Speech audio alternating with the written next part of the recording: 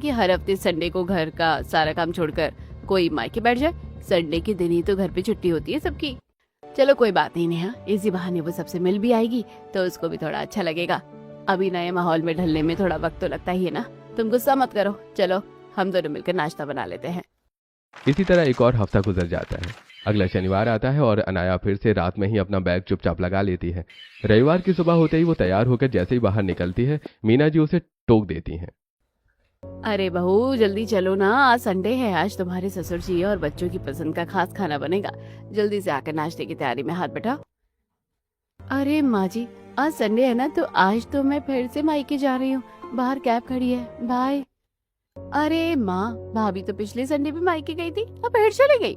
ये क्या तरीका है, हर संडे को उनका मायका ही खत्म नहीं होता है। अरे छोड़ो बेटा, कोई बात नहीं। अब संडे को ही तो गई है, कौन से वो रोज रोज मायके जाती है। हफ्ते में एक ही दिन तो उसे अपनी मर्जी का मिलता है। बाबूजी, आप तो बस उनका पक्ष लेते रहिए।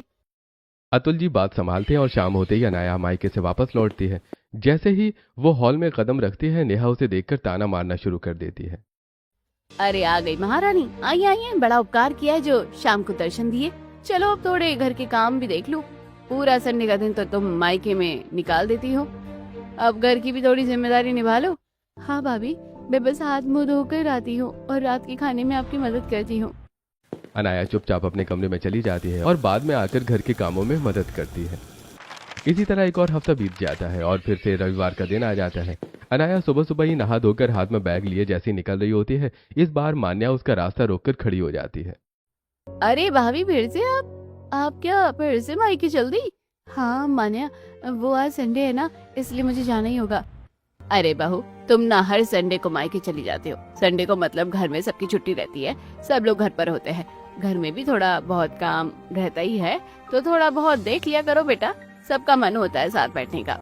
अरे माँ जी, वो ना मेरा आज जाना जरूरी है और आज संडे भी है ना, इसलिए आप लोग प्लीज मुझे मत रोकिए। अनाया जैसे ही आगे बढ़ने लगती है, तभी अतुल जी, नेहा, विकास और हर्षित सब दौड़कर दरवाजे के सामने आकर खड़े हो जाते हैं और हाथ फैलाकर उसका रास्ता रोक लेते हैं। नहीं बहू, आज हम तुम्हें इस दरवाजे से बाहर कदम नहीं रखने देंगे। हर संडे का यही तमाशा हो गया है तुम्हारा। हाँ देवरानी, आज तो हद ही हो गई है। आज तो पूरे परिवार ने मिलकर ये तय किया है कि संडे को तुम कहीं नहीं जाओगी, बिल्कुल नहीं जाओगी। हाँ भाभी, प्लीज रुक जाइए। आज मैंने अपने दोस्तों को बोल रखा है, आज आप जबरदस्ती ऐसे नहीं जा सकती। हम सब रास्ता रोक कर खड़े हैं, देखते हैं आप कैसे जाती हैं। आप सब प्लीज सामने से हट जाइए, मुझे जाना ही होगा, मेरे जाना जरूरी है। अनन्या, ऐसी क्या आफत आ गई है जो आप पूरे परिवार की मर्जी के खिलाफ जा रही हैं? आज कोई मायके वायके जाना नहीं होगा, चुपचाप बैग अंदर रख दो। नहीं, मैंने कहा ना, मुझे मत रोकिए। आप लोग रास्ता छोड़ते हैं या मैं जबरदस्ती यहाँ से निकलूं? अनाया बिना किसी की परवाह किए आगे बढ़ती है और हर्षित और मान्या को बाजू से धक्का देकर जबरदस्ती दरवाजे से बाहर निकल जाती है। सब हाथ फैलाए देखते रह जाते हैं। नेहा गुस्से में मीना जी के पास आती है। देखा माँ जी आपने, ये तो आपकी एक भी बात नहीं मानती। आपने आज खुद अपने मुंह से मना किया, पूरे परिवार ने हाथ फैलाकर रास्ता भी रोका, फिर भी सबको धक्का देकर चली गई। और देख लो, अभी अभी नई शादी हुई है, अभी से बातें मानना उसने बिल्कुल बंद कर दिया है। अरे हाँ माँ, हर संडे को भाभी मायके चली जाती है। हम सोचते हैं कि आज संडे को भाभी के साथ ये करेंगे वो करेंगे, कोई प्लान बनाएंगे, पर भाभी को तो बस अपने मायके ही जाने की पड़ी रहती है। उन्हें हमारी कोई परवाह ही नहीं है। मीना जी गहरी सांस लेकर रह जाती हैं। दिन इसी तरह निकलते चले जाते हैं। हर बार संडे आता है और हर बार बहू बिना किसी से पूछे मायके चली जाती है। 3 महीने ऐसे ही गुजरते हैं और आज मीना जी अपने बड़े बेटे जितेंद्र को सोफे पर बिठाकर गंभीरता से बात कर रही हैं। जितेंद्र, तू अपनी पत्नी को थोड़ा समझा नहीं सकता क्या? वो हर संडे को मुंह उठा के मायके चली जाती है। कम से कम तुझे तो उसकी जिद पर आपत्ति होनी चाहिए। अरे माँ, मैं क्या करूँ, मैं क्या ही कहूँ उसे। अब जब भी बात करूँ वो कहती है कि उसे अपने घर वालों की बहुत याद आती है। नई नई शादी हुई है इसलिए वो मायके चली जाती है। याद आती है तो हर हफ्ते के बाकी दिनों में जाए ना, संडे ही क्यों? संडे को घर में सारे मर्द लोग रहते हैं, कितना काम होता है घर में। सब लोगों को अपनी पसंद का गर्मा गर्म खाना खाना होता है। पूरे हफ्ते जब ऑफिस की भागदौड़ में रहते हैं, एक संडे ही तो मिलता है सबको आराम से बैठने का। हाँ माँ, आपकी बात तो सही है, पर वो किसी की सुनती ही नहीं है। फिर भी मैं इस बार उससे साफ साफ बात करने की पूरी कोशिश करूंगा, आप चिंता मत करो। जितेंद्र माँ को दिलासा देकर बात टाल देता है। फिर से शनिवार की रात आती है और उसी उम्मीद में कि कल अनाया मायके नहीं जाएगी, सब अपना अपना प्लान बनाने लगते हैं। इस संडे तो भाभी घर पर ही रहेंगी। भैया ने उन्हें अच्छे से समझा दिया है, हम सब मिलकर संडे को कोई अच्छी सी मूवी देखने का प्लान करते हैं। हाँ हाँ, देख लेंगे तुम्हारी भाभी को। वैसे मैंने तो अपना मेन्यू सेट कर लिया है, संडे को सुबह से लेकर रात तक क्या क्या डिशेस बनेंगी, बस वो महारानी घर पर रुक जाए। अरे वाह भाभी, अगर भाभी रुक रही हैं तो मेरा तो संडे का मेन्यू बिल्कुल फिक्स है। मैं तो अपनी पसंद का पनीर टिक्का बनवाऊंगा। घर में सब लोग खुश हैं कि कल पूरा परिवार साथ होगा, लेकिन अपने कमरे में अनाया हमेशा की तरह अलमारी से अपने कपड़े निकालकर छोटे से बैग में पैक कर रही है। तभी जितेंद्र कमरे में आता है। अनाया, ये तुम फिर से बैग क्यों लगा रही हो? मैंने तुम्हें मना किया था ना कि इस संडे तुम कहीं नहीं जाओगी। घर में सबने तुम्हारे साथ प्लान बनाया है। देखिए जी, मैं आपकी हर बात मान सकती हूँ, पर इस बात के लिए मुझे मत रोकिए। मैं तो संडे को मायके जाऊंगी जाऊंगी और जाऊंगी। नहीं जाओगी तुम, मैं कह रहा हूं ना, इस संडे तुम्हें घर पर ही रुकना होगा। दोनों बहस करते हुए कमरे से बाहर हॉल में आ जाते हैं। घर के बाकी सदस्य भी वहां जमा हो जाते हैं। दोनों को सबके सामने लड़ते देख मीना जी बीच में आती हैं। मुझे कोई नहीं रोक सकता, मेरा संडे को जाना बहुत जरूरी है, मैं जाकर ही रहूंगी। आखिर ऐसी क्या आफत आ जाती है हर संडे को जो तुम मायके के अलावा कुछ सोच ही नहीं पाती? तुम नहीं जाओगी आज? अरे बेटा जितेंद्र, अब रहने दे। बहू इतनी ज्यादा जिद कर रही है तो अब कोई बात नहीं, उसे जाने दे। वैसे भी सुबह सुबह घर में कलेश करके क्या फायदा, जाने दो उसे। मीना जी के कहने पर जितेंद्र पीछे हट जाता है। अनाया छोटा बैग हाथ में लिए तुरंत दरवाजे से बाहर निकल जाती है। उसके जाते ही नेहा और मान्या का गुस्सा फूट पड़ता है। अरे यार, सारा काम मैं ही करूँ क्या? मैं ही इस घर की इकलौती बहू हूँ क्या? अरे वो महारानी तो हर संडे चली जाती है। विकास, तुम ही देख लो, क्या सिर्फ उस महारानी का ही संडे होता है क्या? अरे यार, मैंने तो भाभी के साथ मूवी देखने का कितना अच्छा प्लान बनाया था, सब मिट्टी में मिल गया। और मेरा मन था कि बहू के हाथ का कुछ अच्छा सा स्पेशल खाना खाऊंगा, पर बहू फिर से संडे को मायके चली गई। अरे यार, आज तो मैंने अपने कुछ दोस्तों को भी घर पर बुलाया हुआ था। वो सब कह रहे थे कि तुम्हारी नई भाभी के हाथ का खाना खाना है। दोस्तों के सामने मेरी तो इंसल्ट ही हो गई। घर के सभी लोग हॉल में बैठे होते हैं। हर कोई अनाया के इस बर्ताव से बेहद परेशान और चिढ़ा हुआ है। माँ, क्या करूं? मेरा भी तो मन करता है ना कि मैं अपनी बीवी के साथ संडे को कुछ समय गुजारूं, कहीं घूमने जाएं, पर उसकी तो एक ही रट है, उसे मेरे साथ समय गुजारना ही नहीं होता है। वो बस हर संडे अपने मायकों को भाग जाती है। काम चोर है वो, पक्की काम चोर। काम की वजह से ही वो हर संडे को मायके खिसक जाती है। उसे पता है कि संडे को भी सभी मर्द लोग घर पर रहते हैं, सबकी अपनी अपनी फरमाइशें होती है, तो काम ज्यादा बढ़ जाता है। बस इसी काम से बचने के लिए वो महारानी हर संडे भागती रहती है। अरे भाई, कब से मेरा मन बहू के हाथ की वो गर्मा गर्म दाल बाटी चूरमा खाने का है। संडे को ही तो थोड़ा मौका मिलता है, वरना रोज ऑफिस की भाग दौड़ में तो अच्छे से खाना भी नहीं हो पाता। ठीक है, बहुत हुआ, आज शाम को उसे आने दो। आज मैं खुद सीधे तौर पर उससे बात करूंगी। शाम को अनाया जैसे ही मायके से लौटकर घर में कदम रखती है, पूरा परिवार हॉल में उसका इंतजार कर रहा होता है। मीना जी अनाया को पास बुलाकर बहुत प्यार से समझाना शुरू करती हैं। बेटा अनाया, तुम हर संडे को मायके चली जाती हो, एक आध संडे हमारे साथ भी बिता लिया करो बेटा। हम लोगों का भी तो मन करता है ना तुम्हारे साथ बैठने का। माँ जी, वो देखो बेटा, संडे को सबका मन कुछ अलग अलग और स्पेशल खाने का करता है। अब रोज ऑफिस की भागदौड़ में ये लोग कुछ अच्छे से खा ही नहीं पाते हैं। एक संडे का ही दिन मिलता है। तुम्हारे ससुर जी कब से तुम्हारे हाथ का दाल बाटी चूरमा खाने की कह रहे थे। हाँ बहू, मैं तो पिछले 1 महीने से तुम्हारे हाथ का दाल बाटी चूरमा खाने का इंतजार कर रहा हूँ, और जैसी संडे आता है तुम मायके चली जाती हो। हाँ देवरानी जी, संडे को ना घर में बहुत काम होता है, और आपको तो बस संडे को ही मायके जाना होता है। अगर जाना ही है तो हफ्ते में किसी और दिन मायके चली जाया करो ना। नहीं नहीं भाभी, मैं किसी और दिन नहीं जा सकती, मैं तो हर संडे ही मायके जाऊंगी। अरे ये भी कैसे जिद है? संडे का क्या मतलब सिर्फ तुम्हारा ही होता है, और तुम हर संडे को मायके चली जाती हो, तो तुम्हारे मायके में कोई कुछ कहता नहीं है क्या तुमसे? उन लोगों का कोई संडे नहीं होता है क्या? नहीं नहीं भाभी, ऐसा नहीं है, लेकिन मैं हर संडे को मायके ही जाऊंगी। नहीं बहू, अब ये नहीं चलेगा। अब ना अगले संडे को तुम मायके बिल्कुल नहीं जाओ, ये मेरा फैसला है। मीना जी की बात सुनकर अनाया आगे कोई बहस नहीं करती। वो चुपचाप अपना सिर झुकाकर कमरे में आती है और कमरे का दरवाजा बंद करके जितेंद्र के पास बैठती है। सुनिए, चाहे कुछ भी हो जाए, चाहे माँ जी कहे या कोई और, मैं तो हर संडे को मायके जाऊंगी जाऊंगी जाऊंगी जाऊंगी। अरे अनाया, एक संडे तो रह जाओ घर पर, पापा और घर के बाकी सब लोग भी खुश हो जाएंगे। इस संडे मत जाओ, अगले संडे चली जाना। नहीं, मैं इसी संडे को जाऊंगी, मैं अपना संडे मिस नहीं कर सकती। अनाया गुस्से में करवट बदलकर सो जाती है। जितेंद्र उसे देखता रहता है। धीरे धीरे करके पूरा हफ्ता फिर से निकल जाता है और शनिवार की रात आ जाती है। हॉल में बैठकर सब लोग कल के संडे की प्लानिंग कर रहे हैं। मीना जी, कल ना बहू को मायके जाने से साफ मना कर देना। कल तो बाहर मौसम भी बहुत बढ़िया है। मेरे लिए तो कल गर्मा गर्म दाल बाटी चूरमा ही बनना चाहिए। हाँ माँ, और मैंने ना कल अपने कुछ खास दोस्तों को दोपहर के खाने पर बुलाया है। और माँ, मैंने कल सुबह का भाभी के साथ पार्लर का अपॉइंटमेंट फिक्स कर लिया है। अकेले में बाहर नहीं जा पाती। कल संडे भी है तो भाभी मेरे साथ चली जाएगी। मीना जी सबकी बातें सुनकर मुस्कुराती हैं और रात को अनाया के कमरे में जाकर उसे हिदायत देती हैं। अरे बहू, सुबह जल्दी उठकर दाल बाटी चूरमे की तैयारी कर लेना और दोपहर में जल्दी से खाना बनाकर फ्री हो जाना, क्योंकि माने ने कल सुबह तुम्हारे साथ पार्लर का अपॉइंटमेंट बुक किया है तो तुम्हें उसके साथ जाना है। और हाँ, शाम को हर्षित के दोस्त भी आने वाले हैं। अरे यार, कल तो संडे है और कल तो मुझे मायके मेरा जाना कल बहुत जरूरी है, पर इन लोगों का दिल कैसे तोड़ूं। नहीं, मुझे जाना ही पड़ेगा। अनाया उस समय तो चुप रहती है और मीना जी के सामने बस अपनी गर्दन हिला देती है। लेकिन अगली सुबह जब सभी उठकर आते हैं तो नेहा हाथ में चाय नाश्ते की प्लेट लेकर आती है। अरे नेहा बहू, आज नाश्ता थोड़ा हल्का ही रखना। दोपहर में छोटी बहू दाल बाटी बनाएगी ना तो पेट में जगह होनी चाहिए। वैसे छोटी बहू रसोई में दिख नहीं रही है। अरे बाबूजी, आपकी छोटी बहू दाल बाटी तो तब बनाएगी ना जब वो घर पर होगी। आपकी वो लाडली बहू तो आज सुबह सुबह ही किसी को बिना बताए संडे के दिन फिर से फरार हो गई। क्या? आज फिर चली गई? अरे इतना मना किया था फिर भी चली गई। हाँ, उसे किसी की कुछ नहीं पड़ी। उसे तो बस बाहर संडे को मायके जाना है। घर वाले फिर से मन महसूस कर रह जाते हैं। धीरे धीरे करते हुए इसी तरह संडे बीतते चले जाते हैं और अनाया की शादी को पूरे 6 महीने हो जाते हैं। इन 6 महीनों में एक भी ऐसा संडे नहीं आया जब अनाया मायके न गई हो। घर के सभी लोगों का गुस्सा अब बर्दाश्त के बाहर हो चुका है।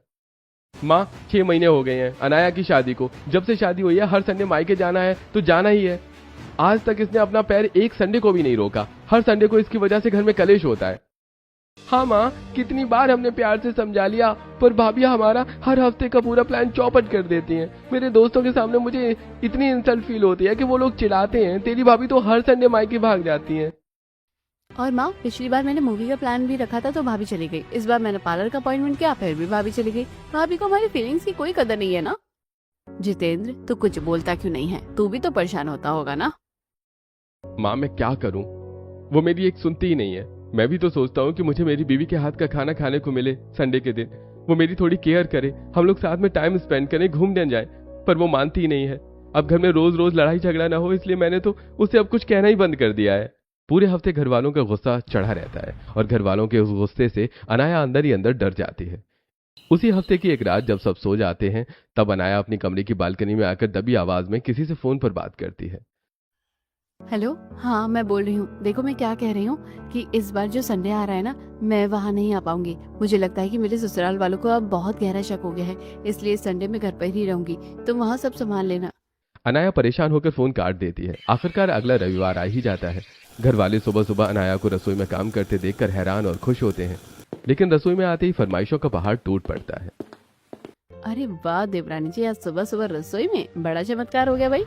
अब जरा जल्दी जल्दी हाथ चलाइए और दोपहर के लिए हर्षित की पसंद की पनीर टिक्का की तैयारी शुरू कर दीजिए। आज संडे है तो बर्तनों का ढेर भी डबल होगा।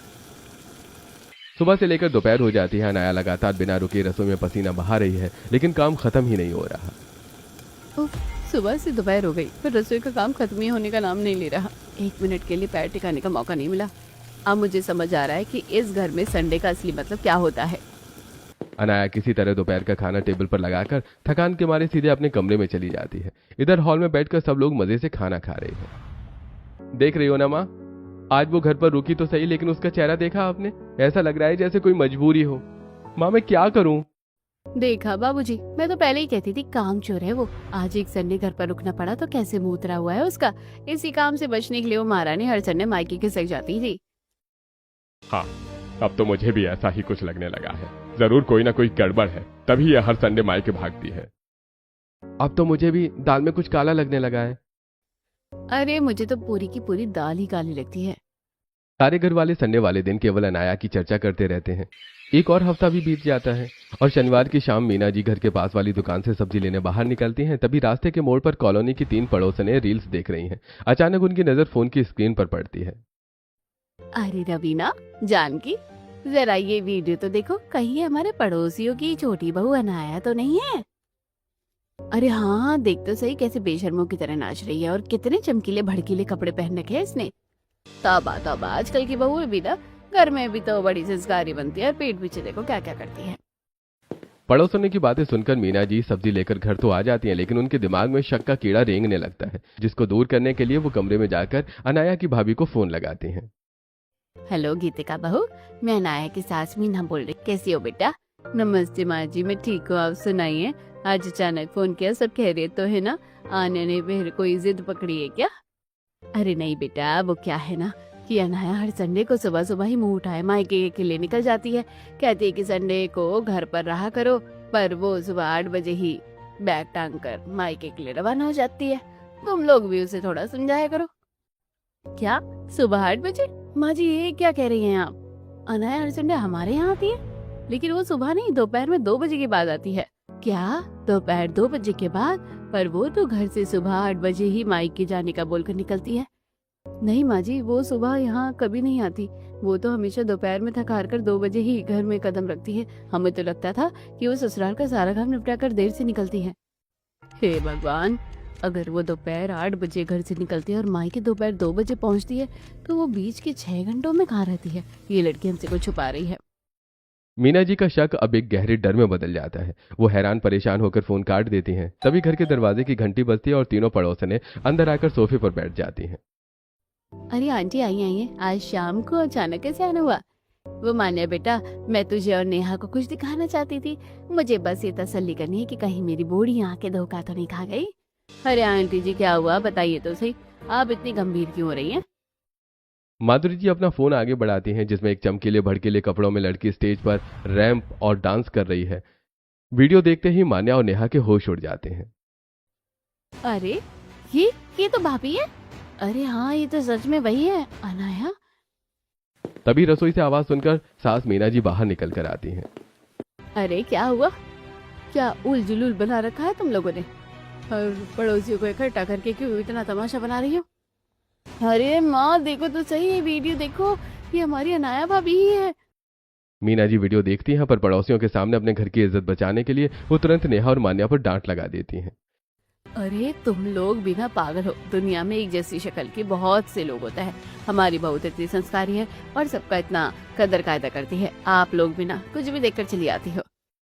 मीना जी बड़ी चालाकी से पड़ोसियों को घर से भगा देती हैं, लेकिन अंदर ही अंदर उनके मन में एक बहुत बड़ा डाउट पैदा हो जाता है। पड़ोसियों के जाते ही नेहा और मान्या आपस में फुसफुसाने लगती हैं। माँ चाहे जो कहे, पर वो अनाया ही थी। तभी मैं सोचूं वो हर संडे को मायके क्यों चली जाती है? पता नहीं पीठ पीछे क्या गोल खिलाती है। ऐसा लगता है कि इसका कोई बाहर चक्कर वक्कर चल रहा है। घर वालों को अनाया पर शक होने लगता है। अब अगला रविवार आ जाता है। इस बार मीना जी घर में किसी को भी कुछ नहीं बताती। सुबह जैसे ही अनाया अपना छोटा बैग लेकर हमेशा की तरह मायके के लिए निकलती है, मीना जी चुपके चुपके से उसके पीछे पीछे घर से बाहर निकल जाती है। आज तो मैं सच का पता लगा कर ही रहूंगी कि आखिर हर संडे को ये बहू जाती कहाँ है। मीना जी देखती हैं कि अनाया अपने मायके के रास्ते पर जाने की बजाय पैदल पैदल घर के थोड़ा सा पीछे की साइड में बने एक सुनसान रास्ते की तरफ बढ़ रही है। ये तो मायके का रास्ता नहीं है, ये सुनसान रास्ते पर अकेली कहाँ जा रही है? अनाया आगे बढ़ती है और वहां एक पुरानी खंडर सी हवेली के सामने रुकती है। वो फिर से एक बार चारों तरफ देखती है और चुपके से उस भूतिया खंडर हवेली के अंदर घुस जाती है। हे भगवान, ये तो इस भूतिया खंडर हवेली के अंदर चली गई। मीना जी भी हिम्मत जुटाकर दबे पांव अंदर घुस जाती हैं। चारों तरफ इतने जाले हैं, बहू कहाँ गायब हो गई? मुझे तो वो कहीं दिखी नहीं रही। मीना जी जैसे जैसे हवेली के और अंदर गहराई में जाती हैं, अचानक उन्हें तेज म्यूजिक की आवाज सुनाई देती है। आगे धूल और जालों के बीच एक बहुत बड़ा आधुनिक स्टेज दिखाई देता है। वहां रंग बिरंगी लाइट्स चमक रही हैं, बड़े बड़े कैमरे लगे हैं और बहुत से लोग काम कर रहे हैं। अरे ये क्या, इस भूतिया हवेली में इतनी लाइट्स और कैमरे? इस हवेली के बारे में तो अफवाह फैली हुई है, यहाँ कोई साया रहता है। कहीं कहीं हमारे बहू पर कोई भूत प्रेत की आत्मा तो नहीं आ गई है? मीना जी हिम्मत करके थोड़ा और करीब जाती हैं। तभी स्टेज पर रोशनी पड़ती है और मीना जी के पैरों तले जमीन खिसक जाती है। स्टेज पर अनाया वही चमकीले भड़कीले कपड़े पहने खड़ी है जो वीडियो में दिखे थे। तभी कैमरे के पास खड़ा एक आदमी चिल्लाता है, कैमरा एक्शन। अनाया तेज म्यूजिक और धमाकेदार रैंप और डांस करने लगती है। अरे ये क्या हो गया? ये अच्छा तो बहू ये सब करती है यहाँ छुप छुपा कर। हे भगवान, कैसी बहू ले आए हम, इसका तो त्रिया चरित्र ही खराब है। मीना जी अपने मन में सोच रही होती हैं कि तभी अचानक पीछे से एक हाथ मीना जी के कंधे पर आकर टिकता है। मीना जी बुरी तरह चौंक कर पीछे मुड़ती हैं। पीछे उनका बेटा बड़ा जितेंद्र खड़ा है। अरे अरे जितेंद्र, तू तू यहाँ क्या कर रहा है? अरे माँ, आप शांत हो जाइए, डरिए मत। तो आखिरकार आपको भी पता चल ही गया कि ये सब क्या है और ये क्या ड्रामा चल रहा है। तू हंस रहा है जितेंद्र? ये क्या बकवास है? मुझे साफ साफ बता, ये सब ड्रामा क्या चल रहा है? और तू यहाँ क्या कर रहा है? तू तो घर पर बोल रहा था कि तेरी पत्नी तेरी भी नहीं सुनती, पर तू तो खुद यहाँ मौजूद है। हाँ माँ, मैं यहाँ हूँ क्योंकि मुझे स्टार्टिंग से ही